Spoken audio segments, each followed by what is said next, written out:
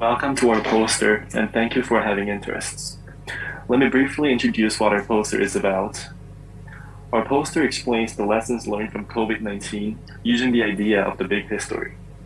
It covers what concepts were used to reduce the death toll from COVID-19, which are collaboration, imagined reality, trust, and capitalism.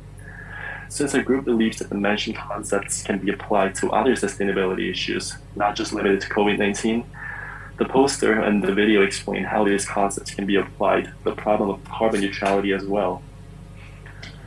Let's first compare COVID-19 with historical pandemics. Looking at the graph on the right side, COVID's mortality rate and global excess death are higher than other pandemics except for the flu in 1918. The value ranged from 12 to 22 million, which is a lot higher than most pandemics in the past. It is also found out that COVID-19 is the most harmful towards elderly, but lower risk to younger people. COVID-19 had a low infection rate, similar to the common cold in the very beginning. But then it slowly started to mutate and became a new variant. Each time a virus mutates, the more infectious it gets and the lower the fatality rates. The latest variant as of now is Omicron, which shows a similar infections rate as chickenpox and fatality rate of the seasonal flu, which is not that worrying anymore. In general, the fatality of COVID is much lower than MERS, Spanish flu, SARS, and other historical pandemics. Moving on to the next part, I'll talk about the predicted versus actual impacts of COVID-19, more specifically looking at the death toll. The public health emergency of international concern has initially estimated that there will be more than 3 million deaths caused by COVID-19 in 2020. However, the actual number of deaths is 1.8 million, as shown by the blue bar. Therefore, we can see that the PHEIC has overestimated the death toll by around 1.2 million people. Other reports from Imperial College London, CDC, and the several prevalence also try to predict the initial impact of COVID-19. The orange bars on the graph are predicted deaths in the USA, while the bars in the purple are the predicted deaths in the UK.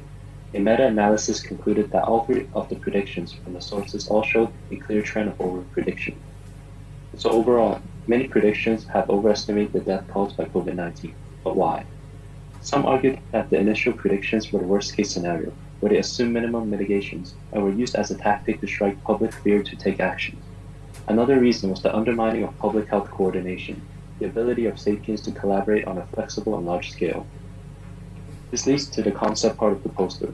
Collaboration is the fundamental concept that enables sapiens to become the dominant species, and three underlying concepts help facilitate such collaboration, as shown by the three icons on the poster.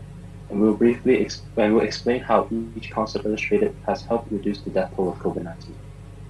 First is the idea called imagined realities that sapiens have.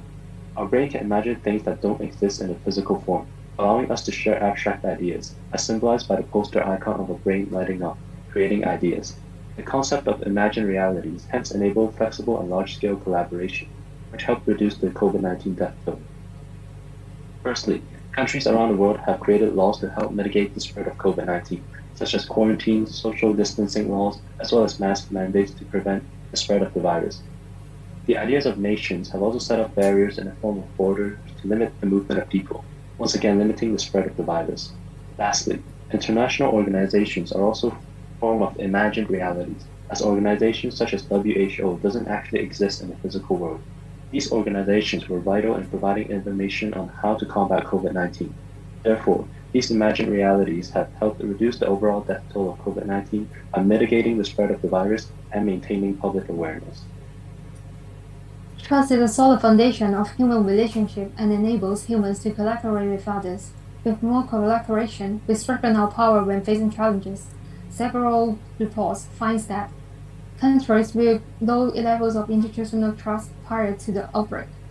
For example, Italy experienced a higher mortality rate during the crisis. Countries with high institutional trust, such as Denmark and Switzerland, where people are more likely to follow the advice and guidelines given by the government. Moreover, we underestimate the collective power built by interpersonal trust and the trust in science. People believe the adaptive and preventative suggestions given by the professionals can help them to overcome the COVID war. And these trust attitudes facilitate the collaborations with citizens to the government. In short, trust in authority, governments, and communities can impact crisis management and potentially save lives. The third concept is capitalism. We humans believe that in order to have freedom or the will to pursue a high living standard, we must have money. With the huge demand and market of vaccine for COVID, scientists are incentivized and encouraged to develop a vaccine. They will work very hard in order to make big money out of it. And with the help of collaboration, the scientists around the globe can work together, share the data or information they have. You can see we have a bunch of people holding hands surrounding the earth on a poster. That means through collaborations, we can live happily and make our life easier. It will definitely speed up the whole development process. Hence, most people can get vaccinated very quickly and in the end reduce the death toll of COVID-19. After comparing COVID to the past pandemics, as well as knowing the difference between predicted and actual impacts of COVID, we have decided to grade the overall performance as 7 out of 9. In general, we think we did a pretty good job on handling COVID-related matters, but still have room for improvement.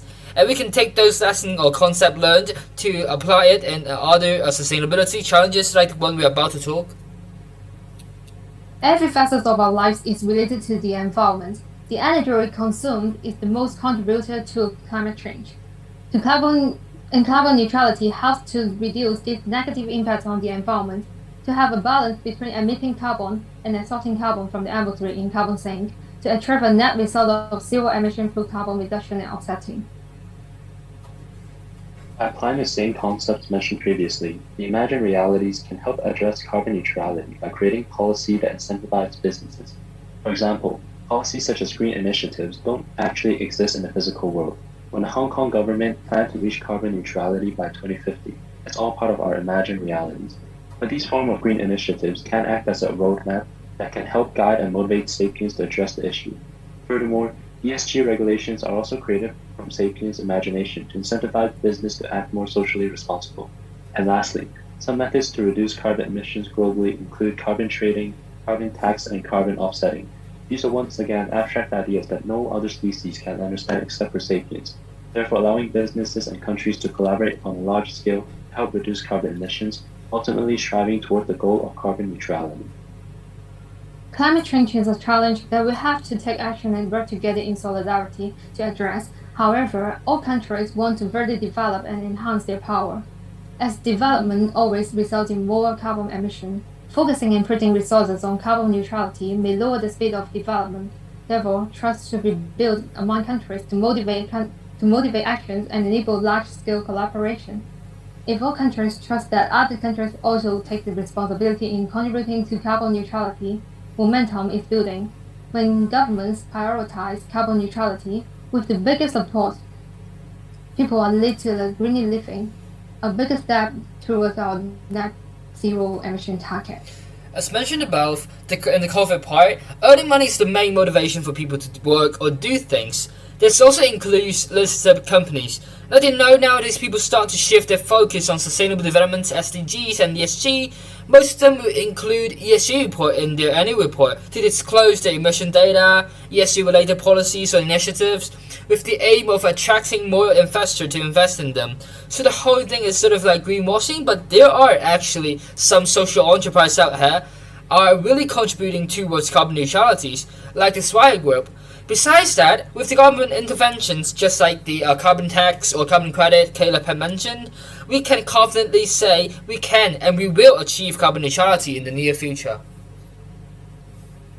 Sapiens' biggest strength is being able to collaborate and show curiosity to live better lives, not just fulfilling instant gratifications. Sapiens will always seek solutions as they've always been doing. Thinking of how sapiens evolved from ancient times and became the most dominant species in the entire biosphere, our group strongly believes a more sustainable world would be built with people shifting their focus to sustainability issues. It is always important to apply what we've learned from the past. Having knowledge but not using it will make no difference. And this can be only done together as a team. We humans should all put our hands together, just like how our poster emphasizes, and collaborate to build a more sustainable future. Thank you.